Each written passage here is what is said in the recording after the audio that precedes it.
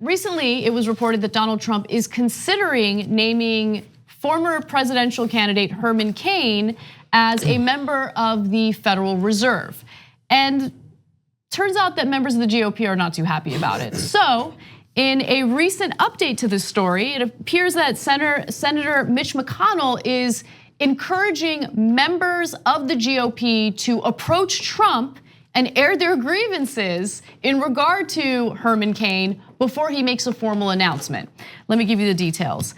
McConnell advised senators concerned about Trump's selection of former presidential candidate and pizza executive Herman Cain and conservative economic commentator Stephen Moore to share their views with the White House now before Trump officially moves forward with the nominations. Cain has faced some controversy in the past, for instance, sexual harassment allegations that effectively ended his 2012 presidential campaign. Members of the GOP are also concerned that Trump's nominees could weaken the independence of the Fed. The Fed is not supposed to be in cahoots with the executive branch. It is supposed to be completely independent. But Donald Trump has made it clear that he does not want the Federal Reserve to increase interest rates. In fact, he threatened to fire the head of the Federal Reserve, Jerome Powell, over incremental increases to the interest rates. And so now you have the GOP who's concerned about Herman Cain because Herman Cain created a political action committee with the sole purpose of supporting Donald Trump. And so the independence of the Federal Reserve is being called into question if he is in fact named the nominee. And the GOP also doesn't want to deal with another confirmation fight, especially considering the sexual harassment allegations against Cain in the past.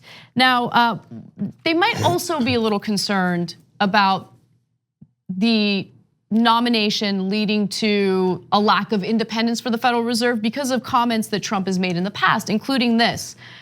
Herman is a wonderful man. He's been a supporter of mine for a long time. Oh, that's great. Yeah, so I mean, it's clear that he wants to put people who are loyal to him, who like him, who support him in these incredibly important roles. Because Herman Cain, like, where did that come from? Out of nowhere, Herman Cain's back. And it's because he's been supporting Trump financially with this political action committee. Yeah, and I love how everyone's kind of like, oh, you know what, go tell Trump that this isn't a good idea.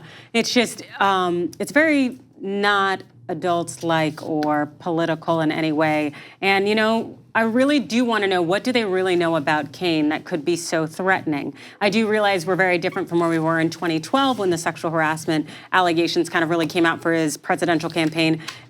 So there could be a lot more that come out, and you know, I guess Republicans don't want to all be labeled as, you know, harassers and whatnot. But still, it feels like there's more based on the level of intensity. It probably depends on the level of the person, right? Okay, so there's the normal process where if you've known the guy long enough or if he's powerful enough, you're gonna protect him all the way to the top, whether it's sexual harassment allegations or anything that they may have done, something illegal. But when you're following someone like Trump and he's the president and everything is based in, his appointees are based in, he's a nice guy to me, and who cares how he is to anyone else or any kind of experience he may have for this field. He's a nice guy to me.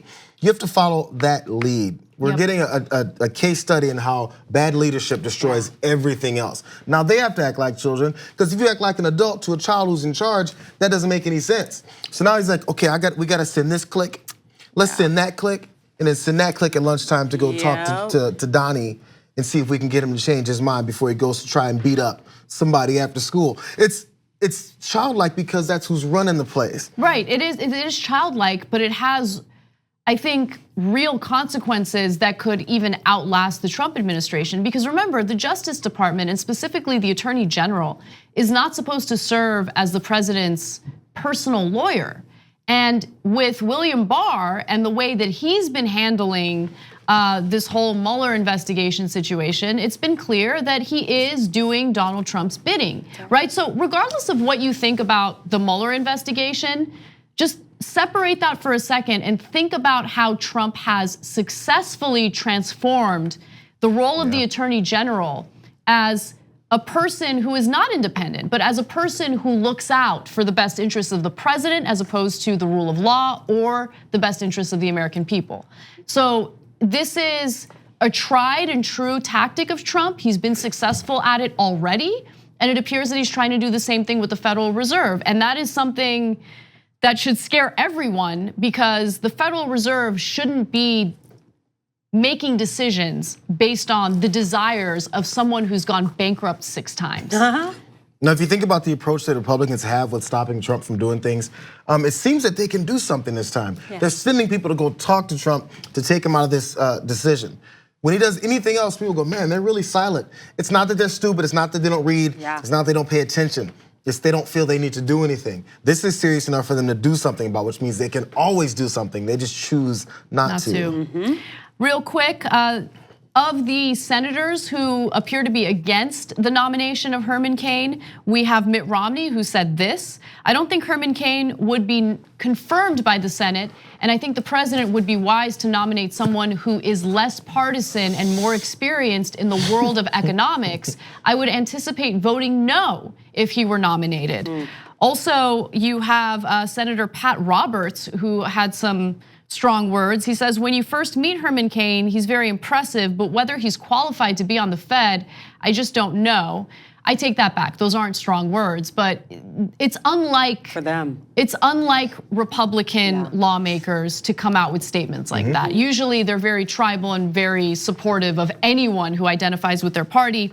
And also Senators Lisa Murkowski and Cory Gardner of Colorado also said that they would vote against a Cain nomination. Cory Gardner was asked by a reporter, and his answer was just no. I love how much effort they're putting into someone not messing up their money. They're just like, no, we can't do this. Oh, of course. We can't do this. This is when we got to draw the line. That's a great point. That's a great point. Because it's gonna mess up with my money. 2 easy ways to follow the Young Turks. One is hit the subscribe button down below. Then you're a TYT subscriber. And second is ring the bell. And when you do that on YouTube, you're notified of our videos.